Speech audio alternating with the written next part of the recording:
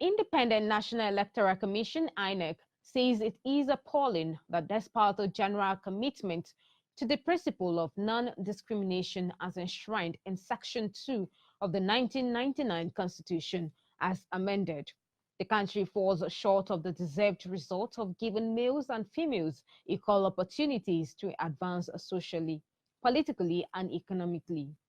Chairman of the Commission, Mahmoud Yakubu, notes that these evidences abound of several negative aspects of gender relations, such as disparities between male and female access to power and resources, as these played out in the last general elections. Clever TV's Anita Patrick has more. Women constitute slightly more than half of the world population. Their contribution to the social economic development of societies is also more than half as compared to that of men by virtue of their triple roles in the productive, reproductive, and community management spheres. Speaking at INEC's review meeting of the 2019 general elections, from a gender perspective, the umpire's chair, who was represented by the National Commissioner in charge of Outreach and Partnership Committee, Adekunle Ogumola, says women's participation in formal political structures and processes where decisions regarding the use of societal resources generated by both men and women are made remains insignificant. Ogumola added that despite the huge efforts made by the Commission to support the participation of women in the electoral process, it did not succeed in addressing the decline of women's representation in politics. This, he says, has become worrisome as women's participation in governance and leadership is not only an essential prerequisite for removing gender inequality, but also the attainment of basic human rights.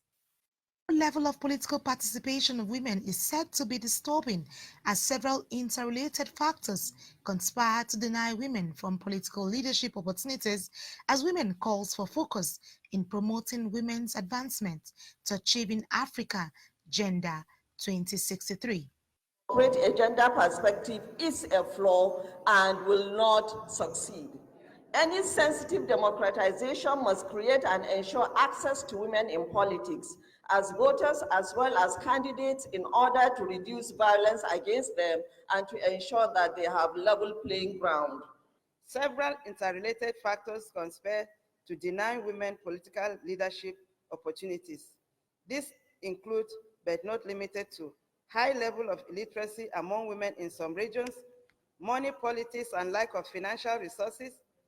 Only few women have the economic power to backroll political campaigns. Political parties arrangement, including internal arrangement, policies and practice, competing family and community responsibilities, especially domestic responsibility, non-conductive electoral system, including exclusion from influential activities. Also, the chairman, House Committee on Women Affairs and Social Development, Adewumi Otumba, outlines factors militating against women, political interests, and gender balance in governance as social status, sexual harassment, marital prejudice, lack of funding in the face of highly monetized politics, among others. Not enough. They're not getting to the people who would have the confidence or build the confidence of the people who should contest. A lot of local women, some educated, but not financially balanced, some uneducated, financially balanced, but uneducated, can sponsor those who have the education but don't have the money. If we all rally around and let these women know the opportunities that are available.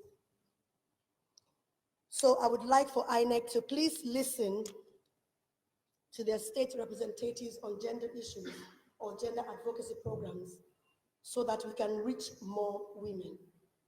Lack of funding in the face of highly monetized politics. When you aspire, you spend money. If you do get the ticket, you spend money. During the elections, you spend money. We can like and say that it is not possible, but there is vote buying. A lot of women cannot afford it. Because I knew that I couldn't do vote buying, I had to do grassroots politics.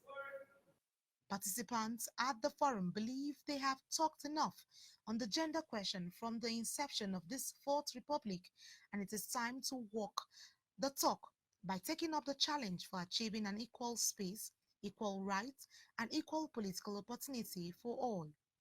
Anita Patrick, reporting for Clearview Television.